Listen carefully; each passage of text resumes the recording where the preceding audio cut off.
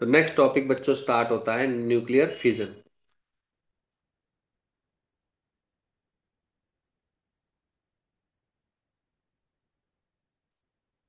आपको याद हो स्टार्टिंग में मैंने एक बाइंडिंग एनर्जी पर मास नंबर का एक ग्राफ बनवाया था आपसे। और मैंने कुछ बोला था कि ग्राफ कुछ इस टाइप का बताया था मैंने आपको, राइट। जिसमें सबसे ज्यादा जिसकी वैल्यू होती है, किसकी बताई थी बच्चों? आयरन की बताई थी, जिसका एटॉमिक नंबर कितना होता है? 56, राइट। तो लगभग लगा लो कि इसी की रेंज के आसपास के बच्चे क्या होते हैं, ये स्टेबल रहते हैं न्यूक्लियाई। इससे पहले और इसके बाद वाले सारे के सारे क्या रहते हैं? अनस्टेबल होते हैं। हम न्यूक्लियर फिजन पढ़ रहे हैं, तो डेफिनेटली हम बाद वाले की बात करेंगे आज तो। जिसमें मान के चलेंगे कि एक बड़ा न्यूक्लियाई है, जब वो अनस्टेबल होगा, जब वो अनस्टेबल होगा तो बच्चों वो ब्रेक डाउन हो जाएगा, उसका टूटेगा, और वो स्टेबिलिटी की तरफ जाएगा, स्टेबल न्यूक्लियाई में टूट जाएगा। तो मैं मान के चल रहा हूं कि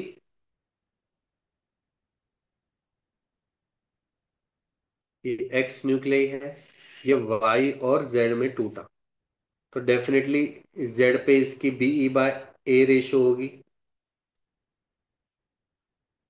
ऐसे दूसरे वाले की भी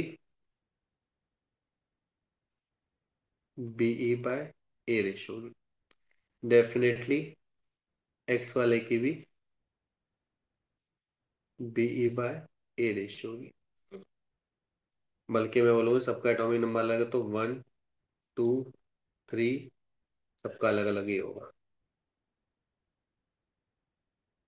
क्लियर है बच्चों? यस और नो? इसका मतलब कि न्यूक्लियर फिजन में होता क्या है कि मान के चलो एक्स है, वो किस में टूटेगा बच्चों? वाई में टूटेगा और जेड में टूटेगा, और कुछ ना कुछ एनर्जी भी लिबरेट करेगा। क्यूब में लिखते हैं।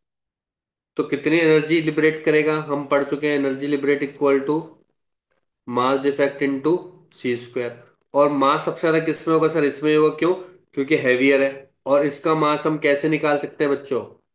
Mass of x nuclei minus mass of y nuclei minus mass of z nuclei. पर आपको पता है न्यूक्लियाई का मास गिवन नहीं होता, तो mass, atomic mass of X minus atomic mass of Y minus atomic mass of Z into में C square. और अगर ये आप एएमयू में कैलकुलेट कर लो,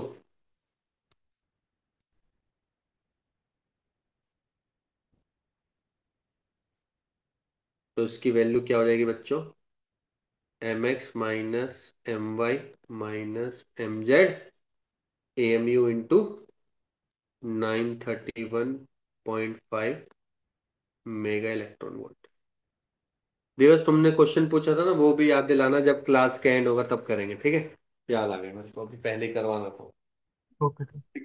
लिख लिया बच्चों यहां तक सभी ने?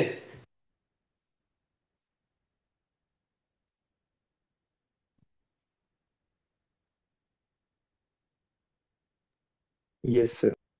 ठीक है। या फिर देखो ओके दूसरा सर। तरीका क्या होगा, बहुत ही सिंपल तरीका है। अगर बाइंडिंग एनर्जी पता है हमें, तो बाइंडिंग एनर्जी ऑफ प्रोडक्ट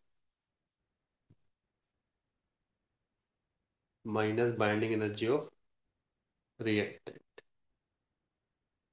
आपको पता प्रोडक्ट ये है, तो इनकी बाइंडिंग एनर्जी कैसे कैलकुलेट करेंगे? देखो, हमें मान के चलो ये बी वाई है, ये बी, सॉरी बी वाई ये है, बी जेड है, और ये बी एक्स है। ये सब रेशो में गिवन है, ठीक है? रेशो में गिवन है। तो बीई किसका? वाई का। मतलब कि ये तो रेशो में गिवन है बी वाई। अगर मैं इसको A2 से मल्टीप्लाई कर दूं तो मेरे को एनर्जी मिल जाएगी, क्योंकि ये क्या था? Energy per unit mass number था, इनटू में मास नंबर करोगे तो एनर्जी मिल जाएगी, राइट। प्लस कौन सा? जेड वाला, तो बी जेड इनटू में A3। Minus B x into में ए वन। बस हो गया खत्म। या तो एनर्जी आप यहां से निकालोगे या तो एनर्जी आप यहां से निकालोगे। क्लियर हो गया बच्चों यहां तक सभी को?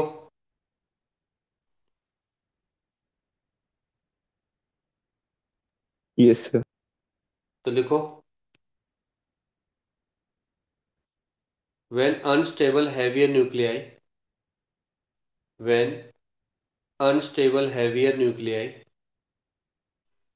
dissociates or disintegrates, dissociates or disintegrates into lighter nuclei,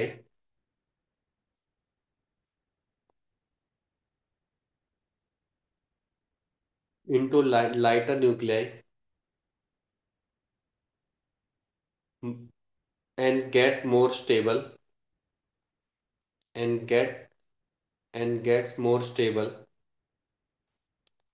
then huge amount of energy is released in this process. Huge amount of energy is released in this process. This process is known as nuclear fission. This process is known as nuclear fission. ठीक है। एक तो ये सबसे देखो disintegrate हो रहा है तो डेफिनेटली रेडियो एक्टिविटी हो रही है बच्चे। और हमने देखा था कि रेडियो एक्टिविटी कैसी डिसइंटीग्रेशन है, स्पॉन्टेनियस है, अचानक होती है। स्पॉन्टेनियस स्लोली प्रोसेस नहीं होगी, स्पॉन्टेनियस प्रोसेस होती है बच्चे। या बोलूंगा स्पॉन्टेनियस डिसइंटीग्रेशन होती है, जिसमें न्यूट्रॉन बच्चों क्या करता है, स्ट्राइक करता है हैवी न्यूक्लियस पे, और उसमें से क्या होता है बच्चों, न्यूक्लियर फिजन स्टार्ट हो जाता है। न्यूक्लियर फिजन का मतलब कि डिसइंटीग्रेशन होता है न्यूक्लियर न्यूक्लियाई का, हैवी न्यूक्लियाई का। तो हम देखेंगे भी उस प्रोसेस को। ठीक है। तो आपने देखोगे कि मास डिक्रीज हो जाता है। क्यों? क्योंकि आपको पता है ये हैवियर मास है, मास क्या हो जाएगा बच्चों, डिक्रीज हो जाता है। दूसरा, एनर्जी, मास अगर डिक्रीज कर रहा है, मास एनर्जी इक्विवेलेंस हम देखेंगे कि एनर्जी भी रिलीज होगी। एनर्जी रिलीज हो रही है तो हो सकता हो जो ये वाले न्यूक्लियर लिखे हैं, ये वाले हायर एनर्जी स्टेट में चले जाएं। और जब ये वापस लोअर एनर्जी स्टेट में आएंगे, जैसे कि मैंने प्रीवियस क्लास में बताया था कि अगर वो हायर एनर्जी स्टेट में चले गए तो डेफिनेटली वो लोअर एनर्जी स्टेट में भी आएंगे। और जैसे ही वो जब लोअर एनर्जी स्टेट में आएंगे तो क्या रिलीज करते हैं सर, वो फोटोन में रिलीज कर सकते हैं या फिर अल्फा बीटा गामा के टर्म में रिलीज कर सकते हैं। ठीक है बच्चों, क्लियर है? अल्फा बीटा गामा को तो हम लास्ट क्लास में पढ़ भी चुके हैं। तो लिख लो, स्मॉल स्मॉल पॉइंट लिख लो। पहला पॉइंट कि nuclear fission process can also be called as radioactivity, called as radioactivity, in which spontaneous disintegration occurred. Spontaneous disintegration occurs.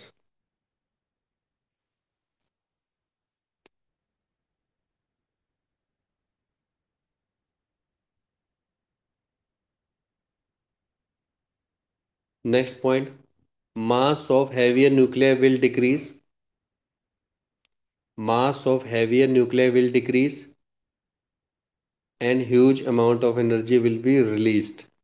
And huge amount of energy will be released.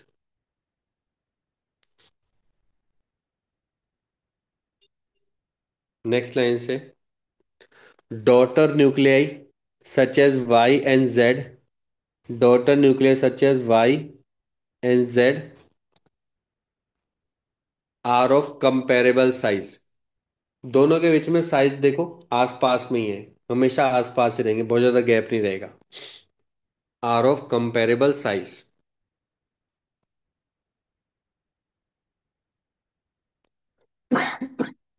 Next line से लिखो, this daughter nuclei may be in excited state, this daughter nuclei may be in excited state when they come in ground state, when they come in ground state, when they come in ground state, they may emit they may emit alpha beta gamma radiation. They may emit alpha beta gamma radiation. Clear है बच्चों? Clear हो गया यहां तक?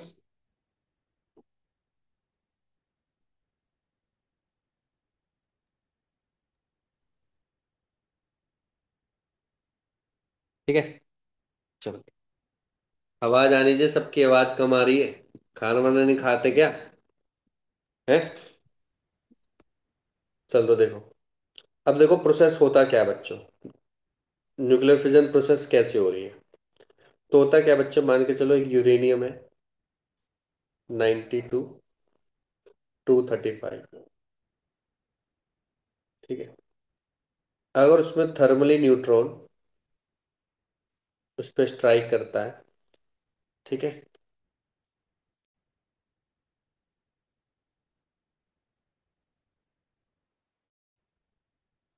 तो क्या होता है बच्चे, यूरेनियम 92 236 फॉर्म होता है और ये अनस्टेबल हो जाता है।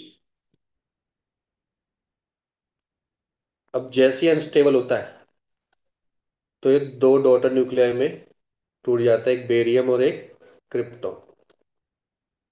बेरियम होगा बच्चे 56 141 36 92। साथ में 3 न्यूट्रॉन भी रिलीज करता है, 0 और 1। और साथ में डेफिनेटली एनर्जी भी रिलीज तो करेगा ही करेगा। अब जरूरी नहीं है कि इसी फॉर्म में ही टूटे। सिनॉन और स्ट्रोंटियम में भी टूट सकता है। इसमें बच्चे वो 2 न्यूट्रॉन रिलीज करेगा और साथ में एनर्जी भी रिलीज करेगा। ये होता है 54 140 एंड 38 94। दोनों में से और भी कैसे भी रिएक्शन बन सकती हैं। इन पे डायरेक्ट क्वेश्चन है तो मैं आज क्वेश्चन भी लेके आया तो क्वेश्चन भी करेंगे। तो ऐसे होता है। अगर इसको हम थोड़ा डायमेट्रिकली थोड़ा एनालाइज करने की सोचे तो मान के चलो कि ये यूरेनियम है और इसमें बहुत सारे इसके अंदर न्यूक्लियाई हैं। वो न्यूक्लियाई में प्रोटॉन न्यूट्रॉन तो अंदर है ही है उसके, ठीक है। और अभी तक ये बैलेंस था, जिसमें न्यूक्लियर फोर्स और आपका इलेक्ट्रोमैग्नेटिक फोर्स लगभग लगभग एक दूसरे को नेग्लिजिबल दे रहे थे, ठीक है। अब जैसे ही यहाँ पे न्यूट्रॉन आया और इससे टकराया तो होगा क्या बच्चों, ये बड़ा साइज बन जाता है। और आपको पता है जब वो बड़ा साइज बन जाता है तो गैप ज़्यादा हो जाता है। गैप ज़्यादा होने से न्यूक्लियर फोर्स की वैल्यू कम हो जाती है और उसको इंटैक्ट नहीं कर पाता, ठीक है। तो ये इम्बैलेंस फोर्स हो जाता है यहाँ पे। यहाँ पे था बैलेंस फोर्स, अभी बैलेंस फोर्स था, यहाँ पे इम्बैलेंस फोर्स हो जाता है। Imbalance force. और जैसे इम्बैलेंस फोर्स होता है बच्चों तो डेफिनेटली क्या करेगा ये, अब इसका धीरे धीरे साइज टूटने की कगार पे आ जाएगा और फिर ये 2 स्मॉल न्यूक्लियाई में टूट जाएगा, जैसा कि ऊपर आपने देखा। और एनर्जी रिलीज करेगा। और अभी बताया था साथ में और क्या रिलीज करेगा बच्चों, न्यूट्रॉन भी रिलीज करेगा। 3 कर सकता है, 2 कर सकता है। एवरेज वैल्यू हम 2.5 लेके चलते हैं, दोनों में आपने देख लिया एवरेज वैल्यू लगभग लगभग 2.5 लेके चलते हैं। कि एक रिएक्शन से, मतलब कि एक बार स्ट्राइक करने से अप्रोक्सीमेट 2.5 न्यूट्रॉन रिलीज करेगा।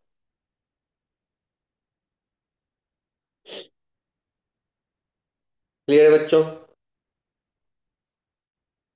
कोई डाउट तो नहीं है यहाँ तक? No sir.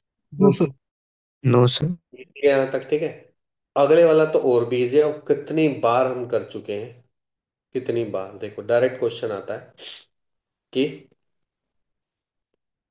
मान के चलो कि यूरेनियम, नंबर तो हमें पता चली गया, यूरेनियम टूट रहा है इसमें बेरियम और क्रिप्टन में टूट रहा है। हो सकता है अल्फा बीटा गामा भी टूट रहे हैं, पर अभी हम उसको नहीं लेके चल रहे हो, एनर्जी क्यों रिलीज कर रहा है। तो मेरे को क्या निकालना है बच्चे, पहली वाली इक्वेशन के लिए और दूसरी वाली इक्वेशन के लिए भी मेरे को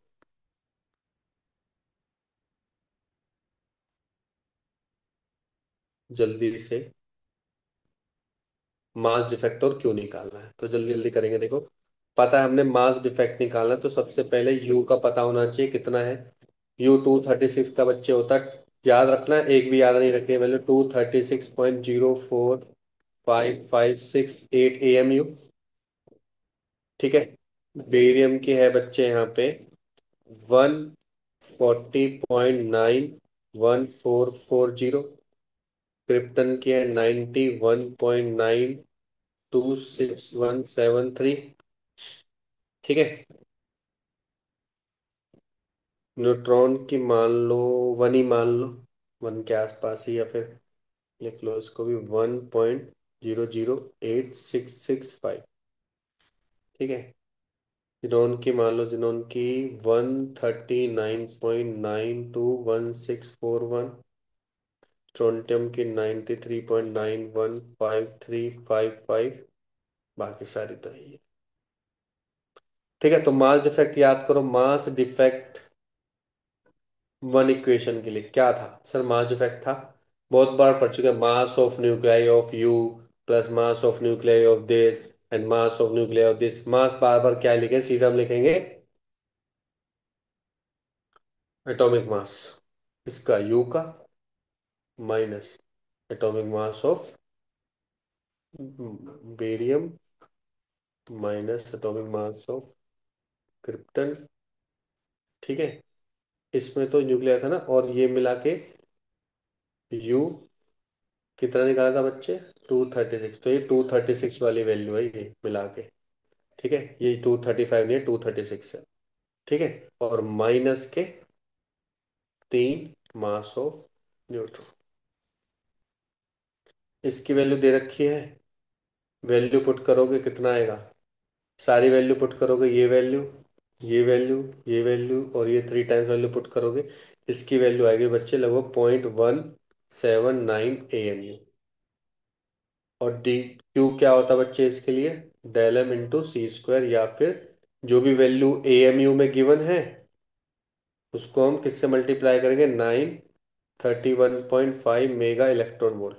तो इससे हमें पता चलता है बच्चों, एक रिएक्शन से जो एनर्जी रिलीज होती है इसकी, वो लगभग लगभग होती है इसकी 166.74 मेगा इलेक्ट्रॉन वोल्ट। इतनी एनर्जी रिलीज करता है बच्चे, अगर ये बेरियम और क्रिप्टन में टूटता है। डायरेक्ट क्वेश्चन आया हुआ है, इस पे देख लो, डायरेक्ट वैल्यू दी है, आंसर निकाल दो बस। सिमिलरली जब जिनोन और स्ट्रोंटियम में तोड़ेंगे, ठीक है, वैल्यू पुट करेंगे, यहाँ पे बस 3 की जगह क्या आ जाएगा बच्चे, 2 आ जाएगा। M uranium minus m xenon minus m strontium minus के 2 मास ऑफ न्यूट्रॉन। ये वैल्यू पुट करेंगे तो इसकी वैल्यू आएगी 0.191 AMU। ठीक है। और इसके लिए जो क्यू निकल के आएगा 0.191 इंटू में 931.5, that will become 178.15 mega electron volt. ये तो निकल के है। ठीक है। कई बुकमैन की एवरेज वैल्यू हिसाब से कैलकुलेट कर रखे हैं कि लगभग लगभग, कई बार वो 180 दे देगा एग्जाम में, सुन लो 180 देता मेगा, देगा ये, क्योंकि आगे क्वेश्चन जो बैठेंगे डायरेक्टली क्यू को यूज करके बैठेंगे। कई बार वो 190 दे देगा, और इजी करने के लिए बच्चों 200 भी दे सकता है, और 200 दी भी है उसने। ठीक है। तो इतनी रेंज में बच्चों वो बोल सकता है कि एक यूरेनियम न्यूक्लियाई की वजह से, एक यूरेनियम न्यूक्लियाई की वजह से बच्चे कितनी एनर्जी लीज करेगा, तो इतने के आसपास वो ही एग्जाम में देगा। आपको कोई भी याद नहीं करनी है, सब एग्जाम में देगा वो। तरीका समझ गए हो आपको कैसे कैसे निकालनी। क्लियर हो गया बच्चों यहां तक, everyone clear this point. Yes, sir. Yes ठीक सर। है। Yes sir. अब होता क्या है, ध्यान से देखो। जब यूरेनियम, जो कि 236 है, जब वो बेरियम या क्रिप्टॉन में टूटेगा और साथ साथ में 3 न्यूट्रॉन रिलीज करेगा, तो देखा गया कि जो डॉटर न्यूक्लियाई है ना बच्चे, डॉटर न्यूक्लियाई जो एनर्जी रिलीज कर रहा है, उसमें से यही जो एनर्जी लेते हैं, यही 80 to 85% एनर्जी तो यही ले जाते हैं। कौन? Daughter nuclei.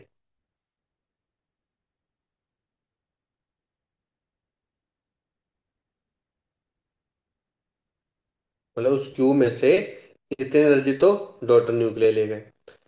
कुछ रेडिएशन भी निकले, न्यूट्रॉन भी है। चलो न्यूट्रॉन भी, न्यूट्रॉन लगभग लगभग 3 to 5% के आसपास लेके जाते हैं। साथ साथ में रेडिएशन भी है। ठीक है, अल्फा है, बीटा है, गामा है। वो रेस्ट ऑफ एनर्जी 10 to 15 के आसपास ले जाते हैं। ठीक है। तो ऐसे एनर्जी जो टोटल 100% थी वो इनमें डिवाइड हो जाती है। इसका मतलब कि ध्यान से सुनो, कि जब यहाँ पे रिएक्शन हो रही होगी, कॉन्टिन्यूस रिएक्शन हो रही होगी, तो कैसे हो रही होगी देखो। कैसे होती है कॉन्टिन्यूस रिएक्शन? तो एक यूरेनियम था, ठीक है, उस पर मैंने एक न्यूट्रॉन को स्ट्राइक करवाया। ठीक है, स्ट्राइक करवाया तो होगा क्या बच्चों, 2 न्यूट्रॉन होंगे। फिर ये एक न्यूट्रॉन से टकराएंगे। ठीक है। फिर ये एक न्यू यूरोन किससे टकराएगा बच्चे? यूरेनियम न्यूक्लियस से टकराएगा, ये भी यूरेनियम न्यूक्लियस से टकराएगा। तो फर्दर कितने हो जाएंगे बच्चे? फिर 2 न्यूट्रॉन प्रोड्यूस होंगे डेफिनेटली। बाकी चीजें भी, बेरियम क्रिप्टॉन भी होंगे, पर अभी मैं इन्हीं की बात कर रहा हूँ अभी। तो ये भी क्या करेगा बच्चे? 2 प्रोड्यूस करेगा। अभी एन के इक्वल टू 2 माना मैंने, यहाँ पे होता है k = 2, k = 1, k = 3। जैसे आपने देखा है ना कि यहाँ पे बच्चों 3 न्यूट्रॉन होगा तो k = 3 बन जाएगा। ये रिएक्शन का नाम होता है। k = 2 का मतलब कि 2 न्यूट्रॉन प्रोड्यूस हो रहे हैं। k = 1 का मतलब मैं समझाऊंगा सर, k = 1 में तो आपने किया नहीं। उसमें मैं क्या करूंगा बच्चे, कोई सी भी रिएक्शन हो, मैं एक को छोड़ के बाकी सारे न्यूट्रॉन को एब्जॉर्ब कर लूंगा। k = 1 का मतलब क्या है? हो सकता हो k = 2 में भी मैं, अगर 3 वाली रिएक्शन हो रही है, मतलब कि अगर ऊपर वाली रिएक्शन हो रही है, तो उसमें से एक न्यूट्रॉन को मैं क्या कर लूंगा बच्चों, एब्जॉर्ब कर लूंगा। कैसे एब्जॉर्ब करूंगा वो हम आगे जाके देखेंगे। ठीक है बच्चों। फिर ये यूरेनियम से टकराएगा, फिर 2। फिर ये यूरेनियम से टकराएगा, फिर 2।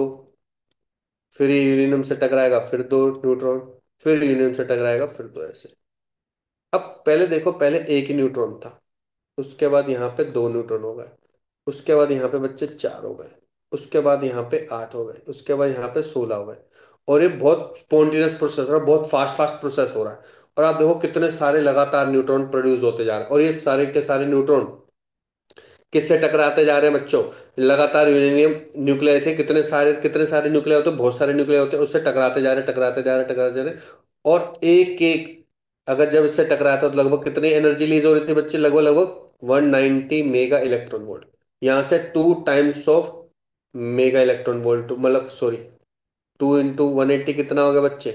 380 मेगा इलेक्ट्रॉन वोल्ट। यहाँ पे 4 × 180 190 मेगा इलेक्ट्रॉन वोल्ट। 8 × 190, फिर 16 × 190। तो सोचो इतनी ज्यादा एनर्जी रिलीज कर देगा ना बच्चे। अगर हमने इसको सही टाइम पे नहीं रोका, तो ये एटम बम की तरह फिर काम करता है। ऐसी ही ये चेन रिएक्शन होती है बच्चों। इसी तरीके की ये चेन रिएक्शन होती है। तो किसकी तरह काम करता है बच्चों? एटम बम की तरह काम करता है।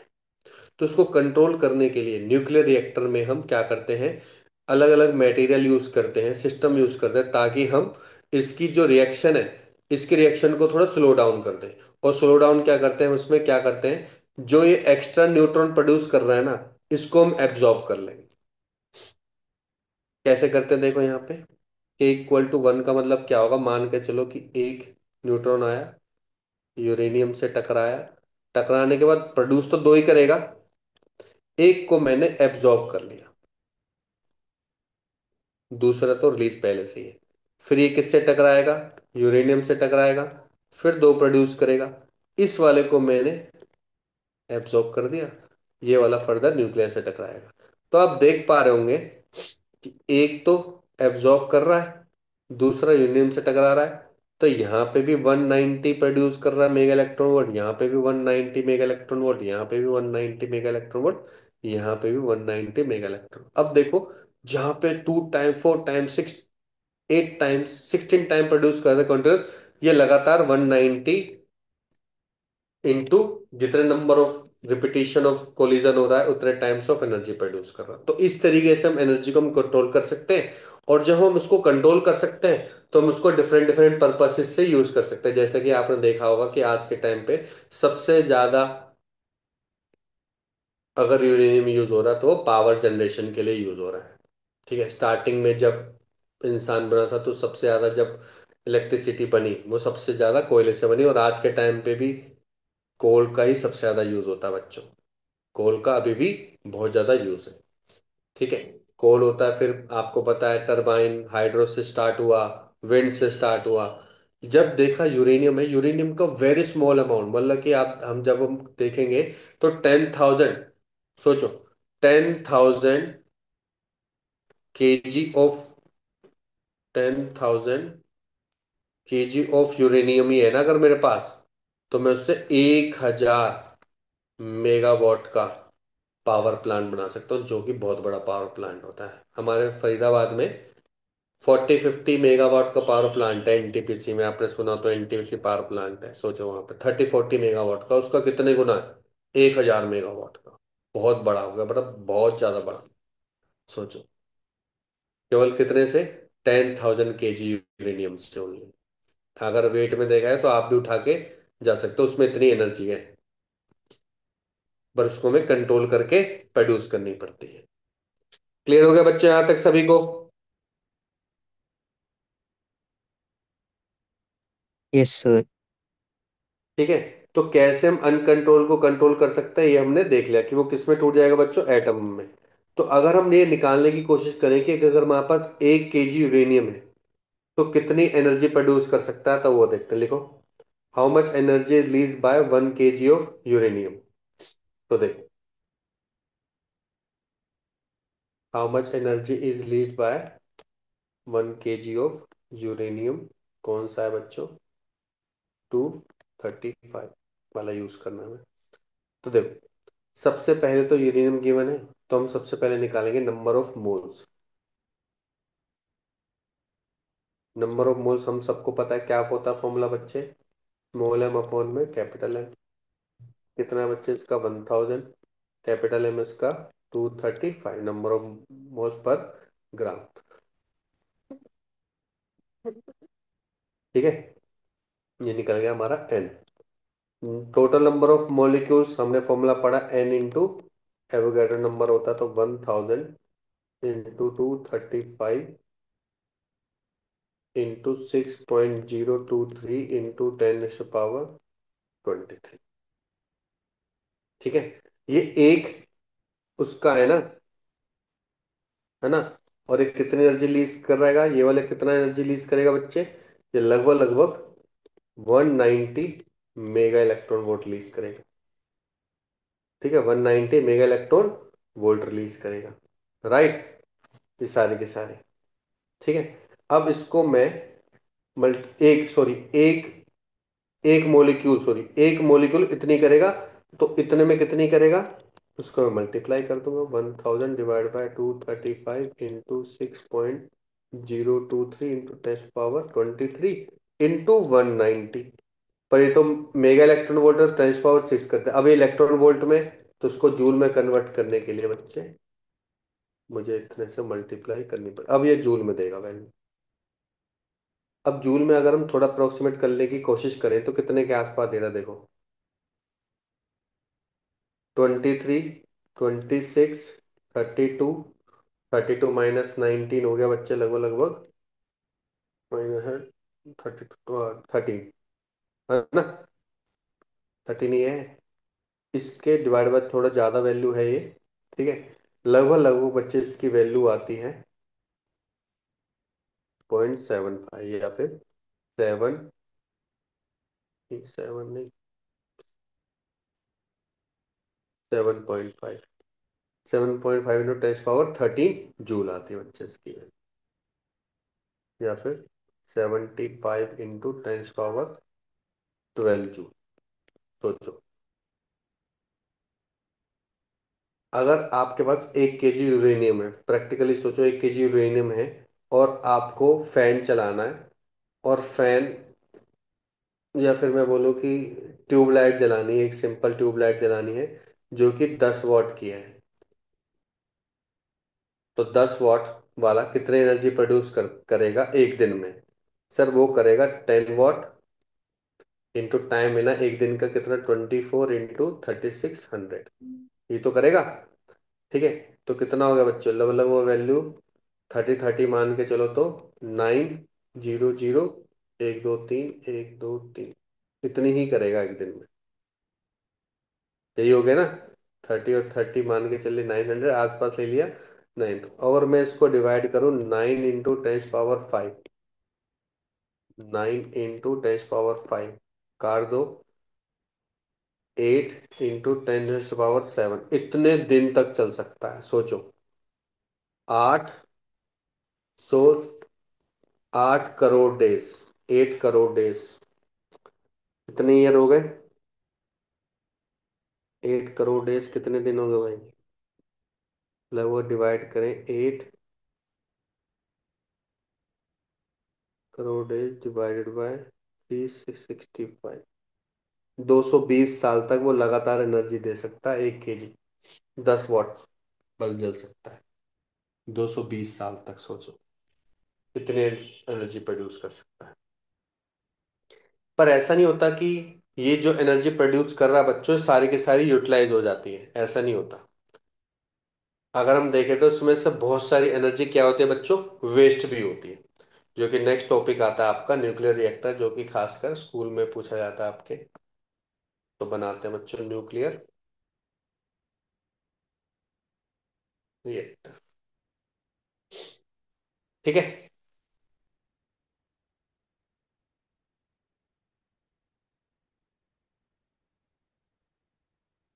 बच्चों, अगर याद हो तो वैसे अगर हम जनरली, अगर हम हाइड्रो इलेक्ट्रिसिटी के थ्रू, या फिर हाइड्रो एनर्जी के थ्रू, या फिर हम कोल एनर्जी के थ्रू कैसे इलेक्ट्रिसिटी को जनरेट करते हैं, थोड़ा बहुत अगर आइडिया याद हो तो मैंने बताया था एक बार। तो उसमें हम क्या करते हैं बच्चों, कि हम ना कुछ स्टीम की या वाटर के थ्रू टरबाइन को घुमाते हैं, ध्यान से सुनना है। वही प्रोसेस इसमें भी यूज होगा। स्टीम ले लो या वाटर के फ्लो से ले लो, हम टरबाइन को क्या करते हैं बच्चों, घुमाते हैं। अब जब टरबाइन घूमती है ना बच्चों, तो टरबाइन कॉइल के साथ, जो सर्कुलर कॉइल है उसके साथ अटैच होती है। हमने बहुत अच्छे से कॉन्सेप्ट पढ़ा मैग्नेटिक फील्ड में, कि जब कोई कॉइल, अगर वो फ्लक्स को कट कर रही है, ध्यान सुनो, अगर कॉइल फ्लक्स को कट कर रही है तो आपको पता है उस कॉइल में करंट इंड्यूस हो जाता है। पढ़ा कि नहीं पढ़ा बच्चों हमने, यस और नो, है ना? कि अगर कॉइल फ्लक्स को कट कर रही है तो उसमें क्या होता है बच्चों, करंट इंड्यूस हो जाता है। तो इसी तरीके से हम क्या करते हैं बच्चों, जो टरबाइन होती है ना, टरबाइन क्या करती है, जो कॉन्टिन्यूस मैग्नेटिक फील्ड या तो कांस्टेंट मैग्नेटिक फील्ड ले लो और टरबाइन को घुमा लो, तो जैसे जैसे टरबाइन तेजी में घूमेगा, बहुत फास्ट अगर घूमेगा तो बहुत ज्यादा वो फ्लक्स को क्या करेगी, कट करेगी। जितनी बार वो ज्यादा कट करेगी बच्चों फ्लक्स को, तो उतनी ज्यादा ही करंट उसके अंदर इंड्यूस होगा और करंट आपका प्रोड्यूस हो जाएगा। सर में आ गया बच्चों, यस और नो? क्लियर है यहां तक? क्या ये बात क्लियर होगी सभी को? Yes sir. ठीक है, यस सर। वही कॉन्सेप्ट बच्चों सेम इसमें ही यूज होने वाला है, देखो कैसे।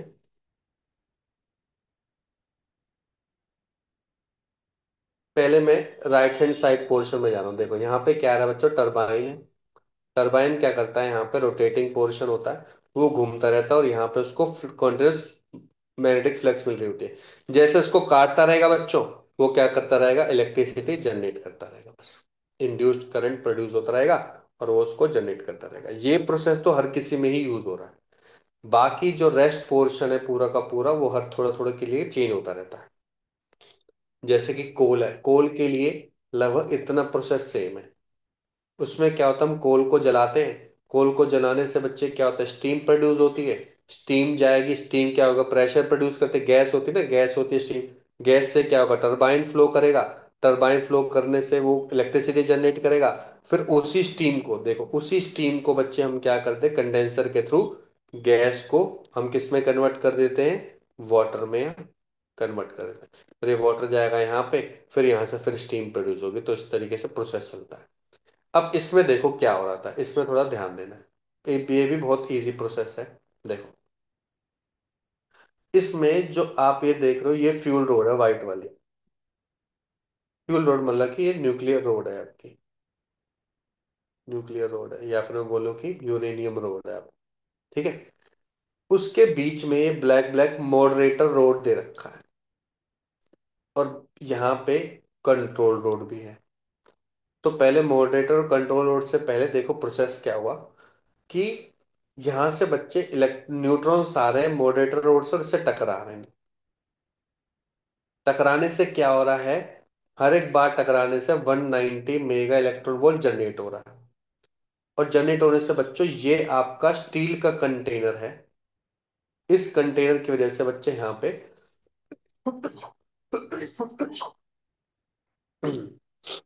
यहाँ पे क्या हो रहा है बच्चों, very large amount of heat produce हो रही है बच्चों। बहुत ज्यादा हीट प्रोड्यूस हो रही है।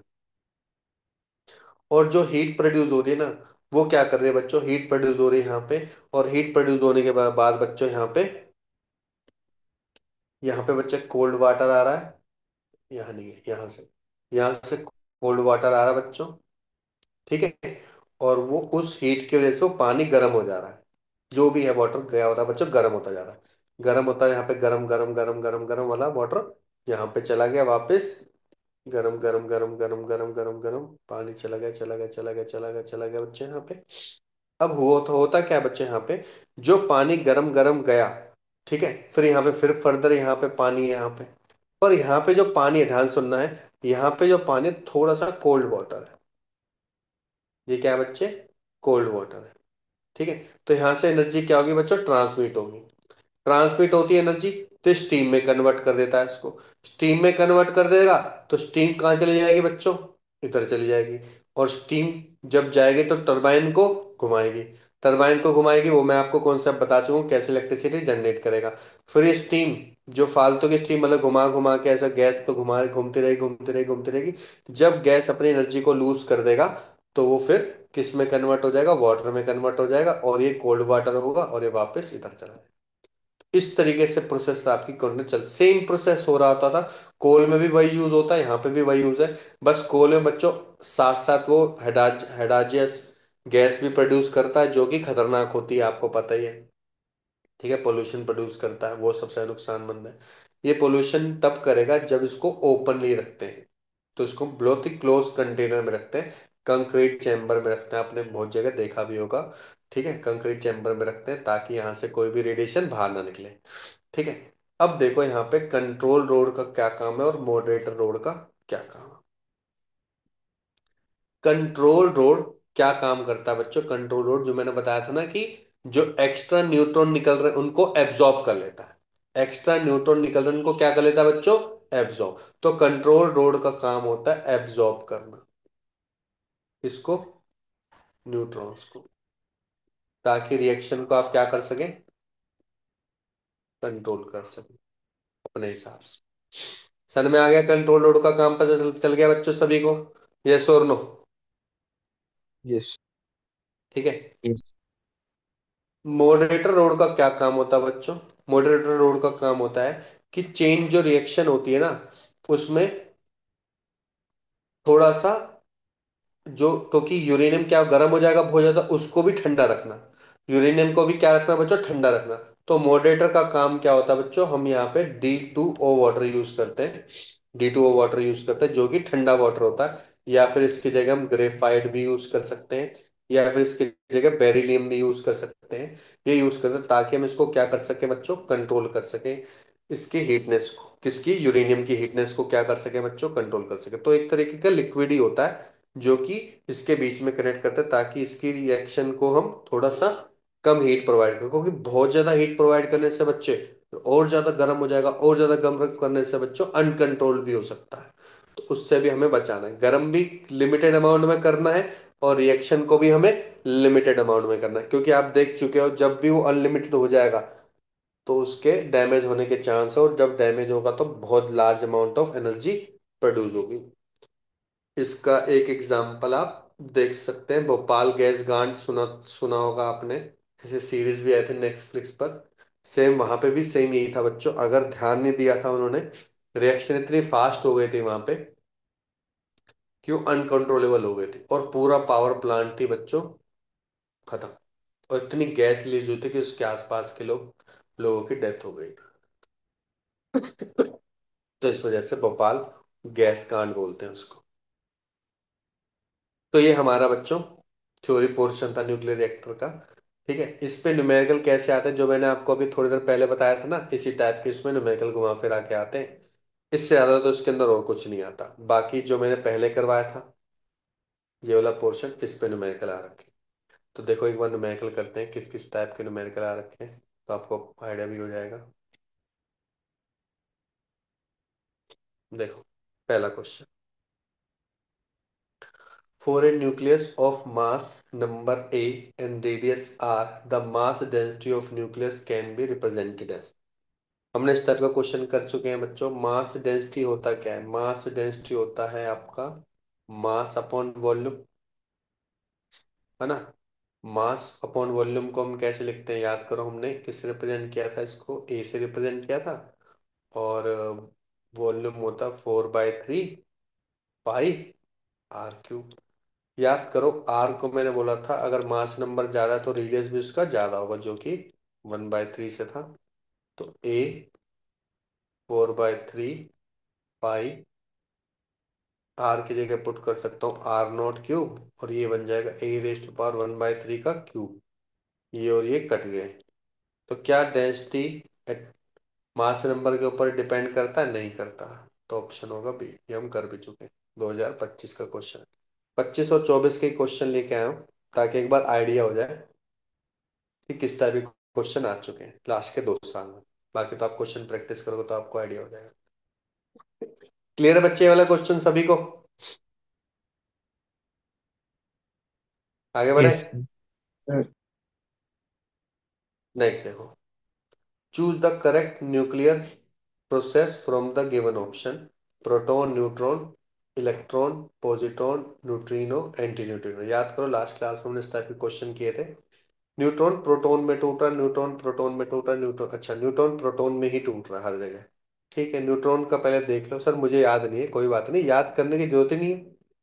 प्रोटॉन का चार्ज 1 होता है, मास भी 1 m ही होता है। ठीक है, अब बैलेंस करने के लिए बीटा ले लो। बस बीटा को ये चेक करना है क्या, देखो यहाँ पे 0 है, यहाँ पे 1 है। अब 0 लाने के लिए भाई साहब -1 तो लाना पड़ेगा ना, क्योंकि 1 - 1 0 बन गया, मतलब कि इलेक्ट्रॉन आएगा।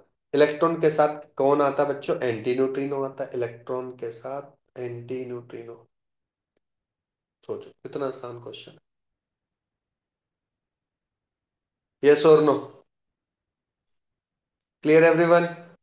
Yes, sir. ठीक है, नेक्स्ट देखो। ये कह रहा बाइंडिंग एनर्जी पर न्यूक्लियन, याद है हमने किया था ना, Be/E binding energy per nucleon is found to be practically independent of atomic number if mass number है अराउंड दिस दिस। वो ये कह रहा है कि लगभग लगभग जो कांस्टेंट होता है ना, ऐसे कांस्टेंट होता है इस रेंज के बीच में बच्चे, लगभग लगभग कांस्टेंट होता है। इसके बाद जाके बच्चों क्या होता है, वैल्यू चेंज हो जाती है।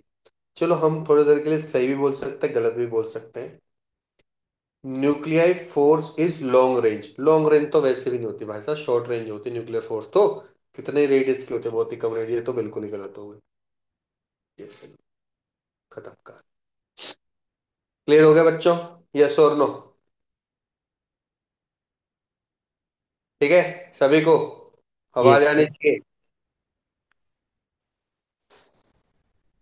नेक्स्ट देखो, ये कह रहा है कि एक रेडियो एक्टिव न्यूक्लियस है N2 has 3 times the decay constant as compare to the decay constant of another radioactive nucleus N1। ठीक है, ये वो वाला क्वेश्चन हो गया न्यूक्लियस डीके वाला ना। N = N0 e⁻ if initial number of both nuclei are same. N0 दोनों के लिए सेम है, मतलब कि एक N1 हो गया, N0 e⁻के लैम्डा वन टी है, एक एन टू है, n not e ratio are minus के लैम्डा टू टी है। एन टू का थ्री टाइम्स है एन वन से, मतलब कि l two lambda two equal to three times of lambda one है। ठीक है। फिर क्या पूछा है इसमें, if initial both are, what is the number of nuclei of n two divide by N one after one half life of n one, after one half life of n one. पहले तो n one का one half life भी तो निकालना पड़ेगा। N one का one half life कितना होता है बच्चों? इसका वन हाफ लाइफ कैसे निकाल सकते हैं, आपको पता है, इसका होगा n not two raise to power t by half.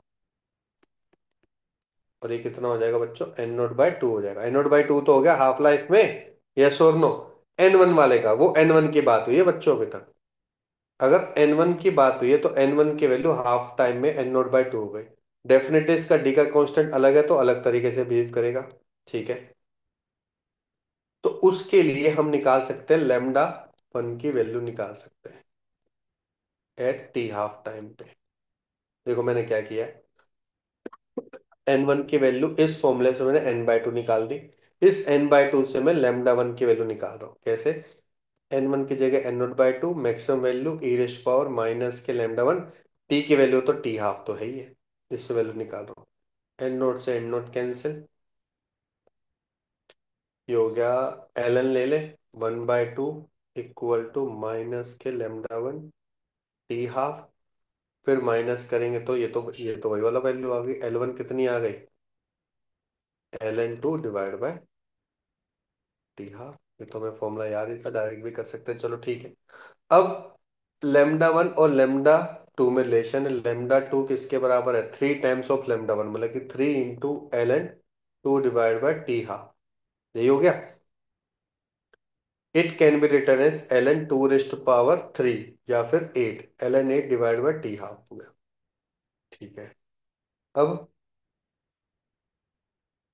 अब निकालना, ध्यान से देखो, एन वन निकालना है divide by, sorry, N two निकालना है डिवाइड बाय एन वन निकालना है।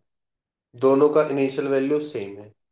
फिर e raise to power minus के लेमडा वन टी हाफ है पहले वाले का, डिवाइड बाय एल टू पहले वाले का टी हाफ है। ध्यान से देखो, लेमडा ये वैल्यू निकाल चुका हूं जो कि है एल एन टू, ये तो कट गए, ध्यान से देखो। e raise to power minus के इसकी वैल्यू आ गई एल एन टू, इसकी वैल्यू कितनी आ जाएगी बच्चे, L N eight, L N eight आ गए, N two divide by N one.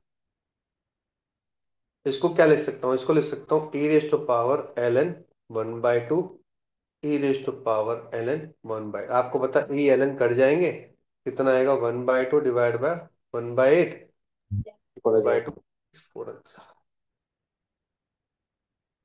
Sir में आया कि नहीं आया बच्चों, यस और नो? क्लियर हो गया? यस।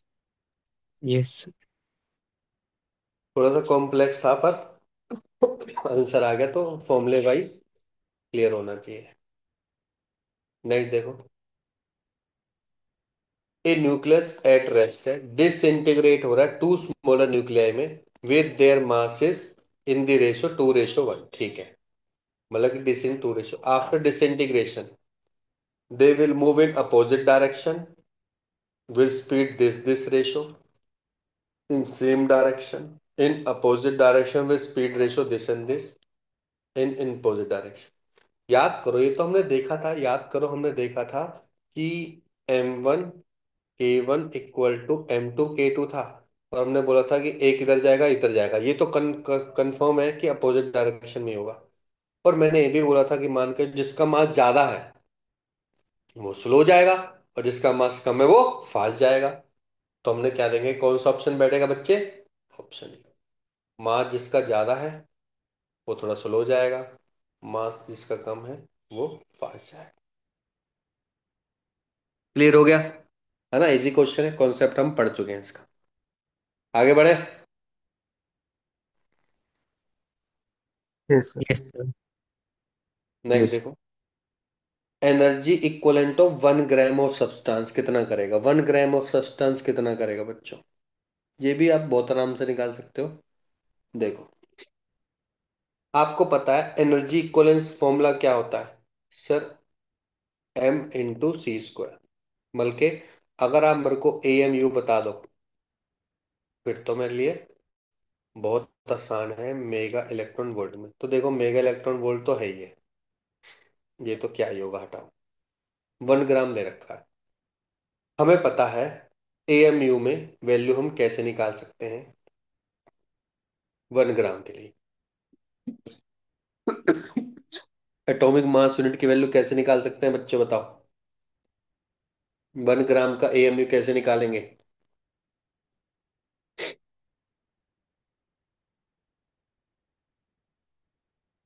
है,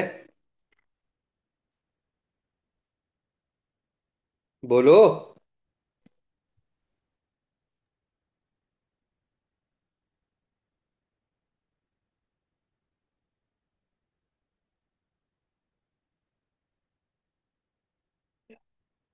1 ग्राम एवोगाड्रो नंबर के हाँ बराबर होता है। हाँ जी sir, thank you very much. N क्या होता है, एन भी होता है बच्चों, अभी हमने निकाला तो था, अभी देखा भी था हमने 1 ग्राम को कैसे किया था। ठीक है, तो हमने क्या देखा था बच्चे, एन क्या होगा, 1 ग्राम, 1 ग्राम है तो 1 ग्राम/1 ग्राम, तो 1 मोल मान के चल लो उसको। एन भी कितना है आपका, 6.023 इंटू 10⁻23। इतने नंबर ऑफ मॉलिक्यूल्स हो गए। एक मॉलिक्यूल या एक न्यूक्लियर इतना कर रहा है, तो इतने कितने करेंगे, तो 6.023 को मल्टीप्लाई कर दो 931.5 से, तो 10⁻23 मेगा इलेक्ट्रॉन वोल्ट। तो मेरे ख्याल से नियरेस्ट या तो ऊपर वाला होगा या नीचे वाला होगा, ये तो नहीं होंगे। अब 26 बोला है, तो ये 26 करके ये देख लो। 0.9 को 6 से मल्टीप्लाई करोगे तो लगभग 5 के आसपास ही आएगा। तो ऑप्शन नहीं बैठता है, करने की भी कैलकुलेशन करने की जरूरत नहीं है। 0.9 को 6 से करोगे तो देखो यही तो आएगा, 5.6 के आसपास बस। क्लियर है, क्लियर हो गया बच्चों। तो देखो कितना आसान क्वेश्चन। अगला देखो, अगला कह रहा है m0 is the mass of isotope, इसका है mass of proton, mass of neutron है। न्यूक्लियर बाइंडिंग एनर्जी देखो, C², तो आएगा। बाइंडिंग एनर्जी याद करो क्या था, अगर एक बड़ा न्यूक्लियाई प्रोटॉन और न्यूट्रॉन में टूटता है तो एनर्जी रिलीज करता है, और वो एनर्जी किसके बराबर होती है बच्चों, वो एनर्जी रिलीज होती है इसके, क्योंकि इसका सबसे ज्यादा हैवियर मास है ना बच्चों, तो इसका मास माइनस प्रोटॉन का मास माइनस न्यूट्रॉन का मास। अब प्रोटॉन कितने हैं इसमें, प्रोटॉन 5 है, तो 5 आ जाएंगे। कितने हैं, 12 हैं, 12 नहीं होते, 12 - 5 7 होते हैं। तो खत्म बस, 1 5 7 चीज का बताओ। जो हम कॉन्सेप्ट पढ़ चुके हैं उससे बाहर तो क्वेश्चन ही नहीं आ रहे, देखो डायरेक्ट क्वेश्चन बैठ रहे हैं। हमने तो बहुत इससे ऊपर लेवल के क्वेश्चन करे हैं, हमने वैल्यू निकालना सीखा है। क्लियर है बच्चों, आगे बढ़े। Yes sir. Yes sir. अब देखो ये क्वेश्चन, इतने क्या क्वेश्चन पूछ लिए। अभी हमने पढ़ा है कुछ, देखो हाइपोथेटिकल, इसने बोल दिया हाइपोथेटिकल फिजन रिएक्शन है, तो ये बताओ। वो भी करने की जरूरत नहीं, आप इसकी वैल्यू मान के चलो कि ए ले लो। इनको ऐड करना, 56 और 36, 92 ही आ रहा है। तो 92 पहले से ही हो गया। 141 और 92 कितना हो गया बच्चे, ये हो गया 233। इसका मतलब कि 3 बच रहा है यहाँ पे। अब 3 पहले से ले लिया तो यहाँ पे 1 बचेगा, मतलब 3A01। ये 01 कब होता है, न्यूट्रॉन में ही होता है। वैसे भी हमें पता है कि ये वाई क्या है, बेरियम है। ये क्या है बच्चे, आपका क्रिप्टन है। क्रिप्टन बेरियम में टूट रहा है, आ गया आंसर बस। यस और नो, है ना। पर देखो उसने 4 नंबर के क्वेश्चन में क्या क्वेश्चन पूछा है, इतना टफ, तो कर ही सकते थे आप। अब ये देखो उसने सारा क्वेश्चन अब उल्टा पूछा, जो हम कैलकुलेशन करते थे ना बच्चों ग्राम की एनर्जी में, इस बार एनर्जी को इसने ग्राम में पूछ लिया। बाइंडिंग एनर्जी इतनी है, बताओ कितना टोटल मास का डिफरेंस होगा, मतलब डेल एम पूछ ले, ग्राम में पूछ ले इसमें। अब एक चीज बताओ, आपको पता है कि एक AMU प्रोड्यूस करता है 931.5 मेगा इलेक्ट्रॉन वोल्ट, या फिर मैं बोल सकता हूँ 931.5 10⁻⁶, 1.6 10⁻⁻19 जूल, इतना बच्चे AMU प्रोड्यूस करता है। तो इतनी एनर्जी के लिए कितना करेगा, तो इससे पहले तो डिवाइड कर दो, कैलकुलेशन करनी ही पड़ेगी, देर इज नो ऑप्शन। 10⁻⁻30, ये आपके पास आ जाएगा कि इतने AMU है। अब उस AMU को आपको किस में कन्वर्ट करना है, ग्राम में, वो तो आपको पता है, कर ही दोगे, कर दोगे ना AMU को ग्राम में, यस और नो? यस। हो पाएगा नहीं हो पाएगा? गुड। ठीक है, ये देखो, which of the following nuclear fragment corresponding to nuclear fission between this and this, correct, अभी जस्ट किया है। ये ठीक है, ऐड करके देख लो ना, ये ऐड कर लो, मेरे ख्याल से ऊपर वाली करेक्ट है। बेरियम क्रिप्टन भी हो सकता है, ये चार तो प्रोड्यूस नहीं करता, तीन ही प्रोड्यूस करता है। बेरियम क्रिप्टन तीन प्रोड्यूस करता है, तो चेक कर लेना ऊपर वाली कैलकुलेशन ठीक आ रही है कि नहीं आ रही, नीचे वाली कैलकुलेशन ठीक आ रही है कि नहीं आ रही, बस नंबर चेक करने हैं, बात खत्म बस। और वैसे भी जेरो क्रिप्टन तो टू प्रोड्यूस करता, तो ये भी नहीं हो सकता, तो फिर कौन से चांस है बच्चे? डी। डी ऑप्शन देखो, पता है ऐसे फालतू के क्वेश्चन दे देता है कई बार 4 नंबर देने के लिए, पर तुम कहते हो नहीं हमें नहीं चाहिए 4 नंबर। ये देखो, ये है क्वेश्चन थोड़ा सा, मास नंबर ऑफ न्यूक्लियाई दे रखा, mass number nuclei having radius, कोई न्यूक्लियाई है X, having radius equals to half of the radius of nuclear with mass number this. मान के चलो कि कोई एक्स न्यूक्लियर एक वाई न्यूक्लियर, एक्स वाले का मान के चलो R1 रेडियस है, इसका R2 रेडियस है, आपको पता ही होता है R0 A⁻⁻1/3, R0 A⁻⁻1/3, A1 A2। मुझे किसकी वैल्यू निकालनी है, मास नंबर मतलब A2 की निकालनी है, जिसकी रेडियस हाफ ऑफ दिस है, R2 की रेडियस हाफ ऑफ R1 है। R2 है क्या, मैं डायरेक्ट लिख सकता हूँ A1⁻1/3, A2⁻1/3, इसकी वैल्यू 192 दे रखी है, मेरे ख्याल से आप क्यूब की मल्टीप्लाई कर दो, A1 की वैल्यू निकल जाएगी, तो A1 की वैल्यू आ जाएगी मेरे ख्याल से 192/8, 8 दूनी 16, 8 चौक 32, बस। क्लियर एवरीवन, क्लियर हो गया यहां तक?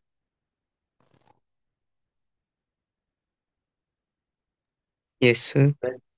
बस लास्ट क्वेश्चन है, in the nuclear fusion reaction, nuclear fission हो रहा है of an isotope of mass m है, ठीक है, three similar daughter of same mass are form, अच्छा, मतलब कि एक मास है मतलब कि मान लो एक रिएक्शन है XYZ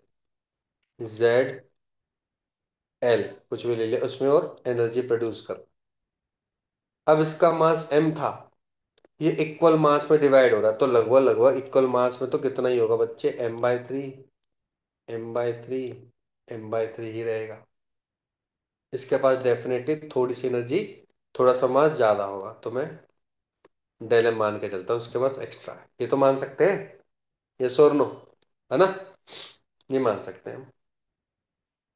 इसके बाद थोड़ा ज्यादा, वही वही मेरा क्या हो जाएगा, मास इफेक्ट हो जाएगा।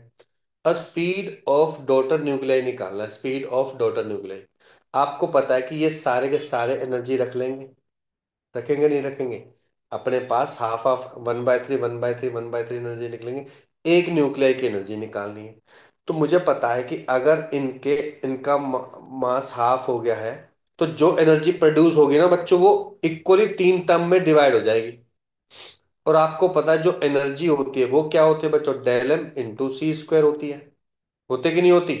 इसका 1/3 किसके पास चला जाएगा बच्चों? इसका 1/3, सर इसका 1/3 चला जाएगा इसके पास। इसका अब ये चलेगी बच्चे, काइनेटिक एनर्जी आ गया आपके पास। आपको पता है काइनेटिक एनर्जी मिल गई इसको, del M C square upon में 3, और आपको पता है ये क्या होता है, 1/2 एम वी स्क्वायर होता है। बल्कि एम क्यों लेंगे, मैं तो यहाँ पे m/3 लूंगा, क्योंकि इंडिविजुअल का निकाल ना। तो 3 से 3 कैंसिल, 2 पर चला जाएगा, 2 del M C square upon में कैपिटल एम, और इसका अंडर रूट। इसमें ही आ रहा है, तो देखो 2 del M, 2 del M C. सर में आगे नहीं, हम कर चुके हैं ना, कितने एनर्जी डिवाइड करता है। अब इक्वल बोल दिया है तो m/3 हो गया। तो एनर्जी कितनी ले ली बच्चे इसने, इतने ली, इतने एनर्जी से काइनेटिक एनर्जी की तरफ मूव कर रहा है, और काइनेटिक एनर्जी का फॉर्मूला होगा 1/3 m × v²। मास कितना है बच्चे इसका, डॉटर न्यूक्लियर का निकालना है, तो m/3 हो जाएगा बस। क्लियर हो गया बच्चों सभी को यहां तक? Yes sir. यस।